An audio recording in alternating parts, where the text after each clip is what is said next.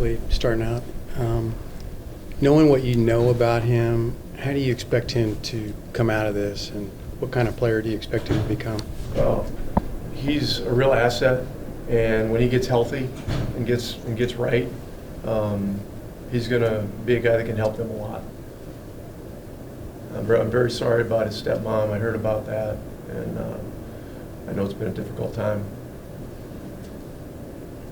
Coach, of the Knicks players that you received, Trey Burke's no longer here, but the other three guys are. What is a little bit different that you've learned about getting them versus when you just coached against them? Are there positives that way? Well, we had great experiences with everybody. Burke played extremely well for us. He was a guy that had a real knack to score, improved his defense while he was with us, and Tim Hardaway was struggling with the leg issue.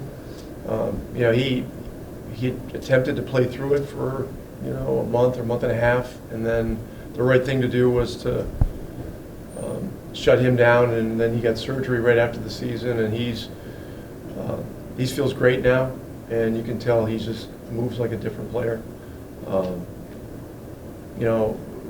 I've been a fan of Lee for a long time. He's a terrific veteran. He's a guy that's been on playoff teams that have gone deep, and he's added a lot to our team even when he hasn't been in the rotation. He pushes our young players. He's been a guy that's really pushed Luka in practice, and I think helped elevate Luka's game. And then Porzingis came in. We knew he wasn't going to play last year. That was part of the whole approach. He worked extremely hard. He was really focused on everything day to day with the rehab, strengthening, and doing everything he could to get his entire body as strong as possible. And then he had a couple of good weeks in practices with the team. Although at that point in time, we probably had maybe 3 what you would call quality practices, with perhaps an off day, and then that are live 5-on-5 segments, stuff like that. So, and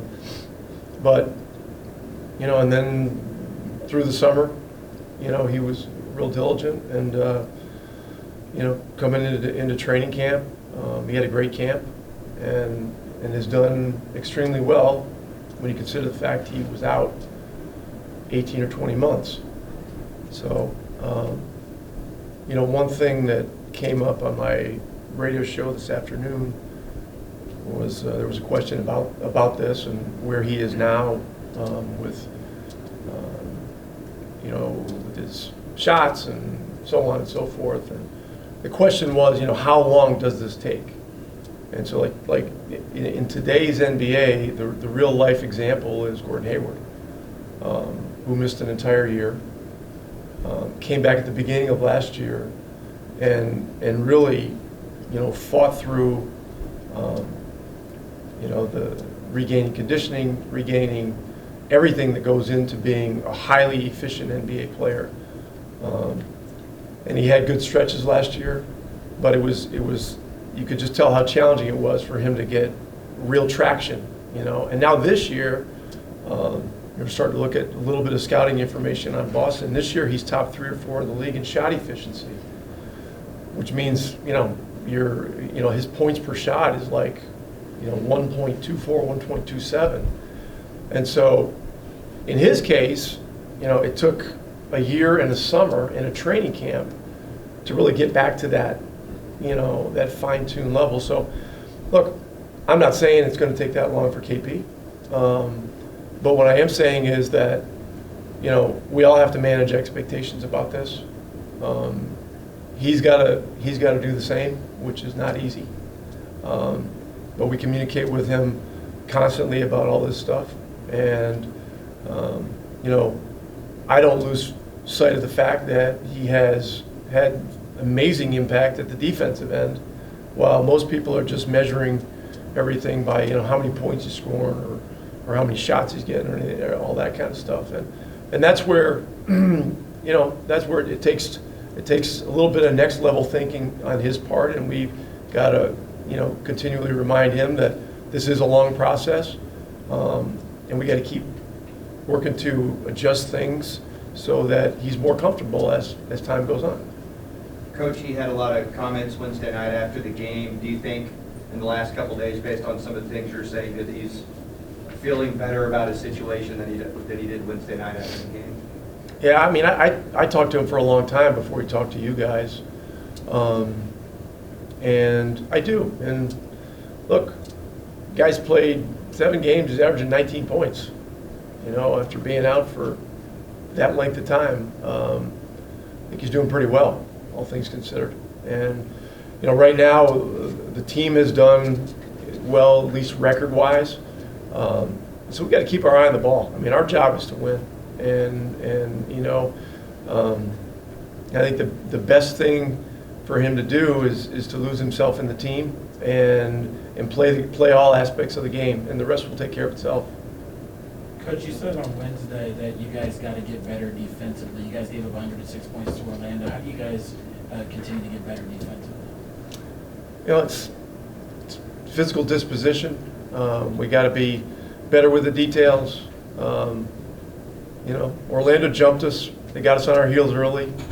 New York's going to, attempt to do the same thing tonight. We've got to be ready. It's a tough league. Everybody's coming at you, every single night. And, when you get a record where you're winning some games and stuff like that, they come even harder. And so we've just got to do it together, and we've just got to stay focused on that stuff. Rick, what are some of the pluses and minuses of having a shoot around or not having a shoot around? Pluses and minuses? Well, on days that we don't have shoot-arounds in the morning, we do come in before the game. So we do have them. We just have them at a different time. Are there pluses and minuses to having them and not having them? It depends on your opinion.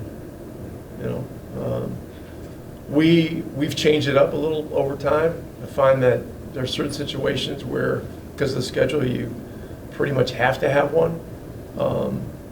But I don't like to lock into something 100% all the time. And we've gone to some different scheduling over the last couple of years, and have thought it was positive to change it up from time to time. We have a guy in Porzingis' situation. He figures to be amped up playing his former team. Do you ever feel the need to sort of remind them to play within themselves or anything like that, or just kind of let that go? We talk about all those things. Yeah, you have to. You have to communicate with the players, and I think his teammates are talking to him about that too. This is, these kinds of things are emotional, no matter how you cut it, how you slice it. Coach, Maxi's had a really good start to the year for you guys, especially defensively. What are the advantages? What advantage does it give you as a coach to have a guy with so much versatility defensively, be able to guard so many different positions? Well, it adds an awful lot, and he's had some really good offensive stretches along with being a very consistent, solid defender and a guy that can protect the rim, which is unique for a guy that can move and run and guard smaller players on the perimeter. So, we missed him in Cleveland because he was a little banged up, but we were able to get through that. And he's a very important part of what we're doing, no question about it. What stood out to you in getting ready for this game about Barrett so far as a rookie, what he's done before? Just like his disposition as a player. He already looks like an experienced pro. Plays the game the right way. He moves it. He's aggressive. He sees things. He gives real effort defensively, and you can tell he's a winner. So they've got a guy there that's going to be a terrific player for a long time.